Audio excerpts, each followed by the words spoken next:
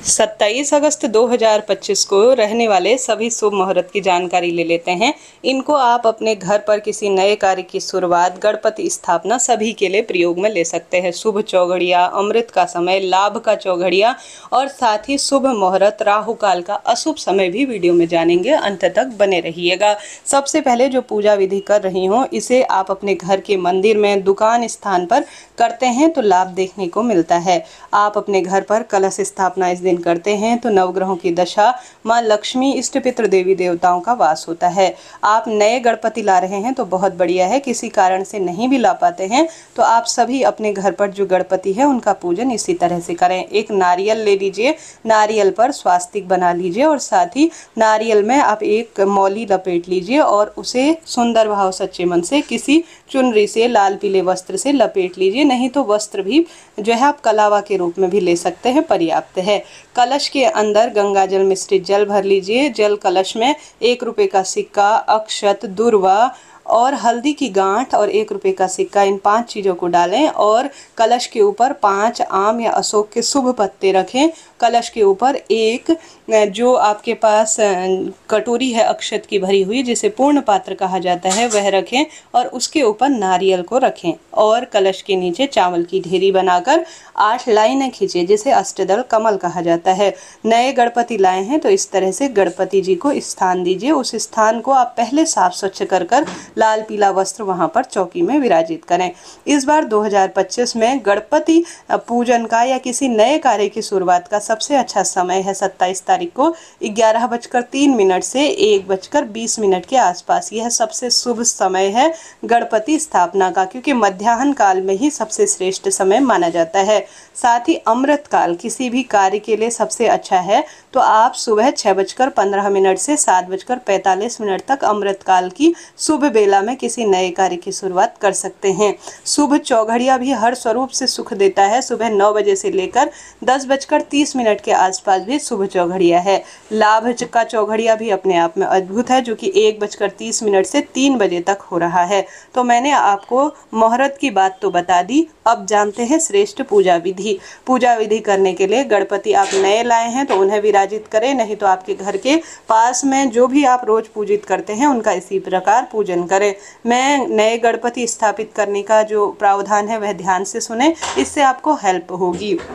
आपके घर पर जो गणपति पहले से हैं उनका पूजन कैसे भूला जा सकता है, उन्हें भी आप चौकी पर विराजित करें। सुपारी के रिद्धि सिद्धि आप गणपति के पास चावल का आसन देकर सुपारी से बनाकर उनकी पूजा करें। सबसे पहले दीप देवता हमारी पूजा पाठ के साक्षी होते हैं तो उन्हें प्रज्वलित कर लीजिए। जल से जो है अभिषेक का भाव करते हुए आप छींटे डालें, गंगा जल मिश्रित जल कर लीजिए।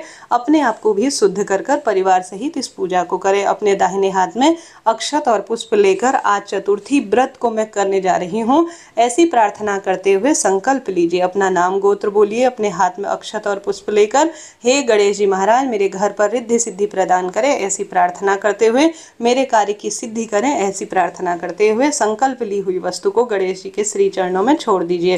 फिर सिंदूर, रोली, चंदन, मौली, रिद्धि सिद्धि गणपति गजानन को समर्पित करें।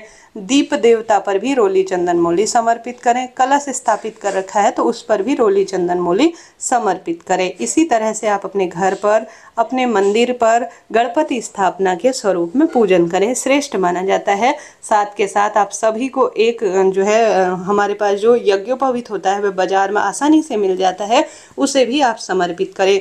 ओम गणेशाय नमः, ओम गंग गणपते नमः, इन मंत्र का जाप करते हुए आप गणेश जी का पूजन करें।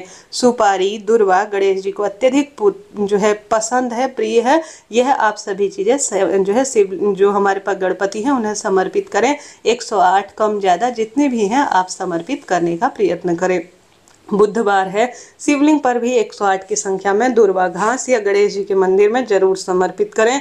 शिवलिंग पर हरा मूंग भी चढ़ाते हैं तो अत्यंत लाभ देखने को मिलता है।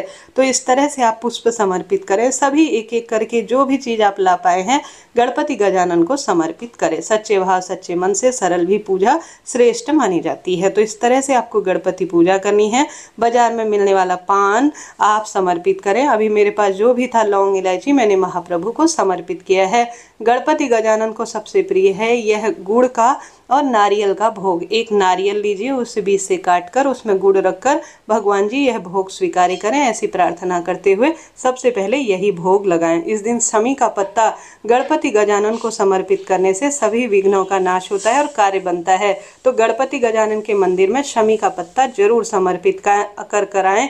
अभी जो है आपके पास मोदक है तो वह समर्पित करें, पीले कोई से भी बेसन के लड्डू इत्यादि समर्पित करें, मेवा मिश्री और साथ ही केला बहुत उन्हें प्रिय है, यह समर्पित करें।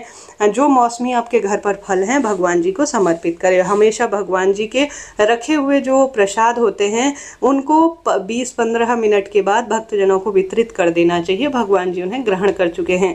अब गणपति गजानन की कैसी मूर्ति घर लाएं? गणपति की हमेशा बाईं ओर मुख करते हुए स्वर्ण की जो है स्वरूप वह लाना चाहिए। गणपति हमेशा बैठी हुई अवस्था में आशीर्वाद देते हुए लाते हैं तो बहुत शुभ रहता है। साथ ही गणपति बहुत बड़े घर पर न लाएं, संक्षिप्त रूप से छोटे गणपति ही घर पर बैठाना शुभ होता है। पूजा में रही कमी के लिए दक्षिणा समर्पित करें, जब अंतिम दिन हो बाद में इन्हें दान कर दीजिए। जल का लोटा गणपति गजानन के समक्ष प्रस्तुत करें।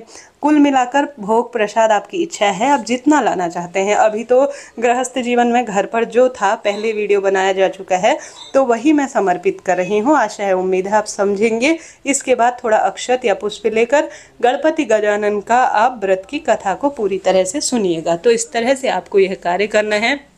एक दूसरा दीपक जिसमें कपूर रखकर आप गणपति गजानन की ओम गजाननम भूत गणाधिसेवितम इस मंत्र का जाप करते हुए और साथ ही जय गणेश ये वाली आरती गाते हुए पूरी आरती को संपन्न करें। आरती में रही भूल चूक के लिए क्षमा प्रार्थी हो और आरती के बाद जो जलता हुआ दीपक है उसमें से 3 बार जल घुमाकर धरती पर छोड़ दीजिए और गणपति गजानन को यह आरती देकर सभी भक्तजन इस आरती को स्वीकार करें। तो इस तरह से यह जानकारी थी गणपति पूजन की, मैंने आपको पूरी तरह से दी। आशा है उम्मीद है वीडियो उपयोगी रहा होगा। फिर भी कोई प्रश्न हो तो आप अपना चैनल है पूछ सकते हैं। राधे राधे, हर हर महादेव, जय श्री गणेश जी महाराज।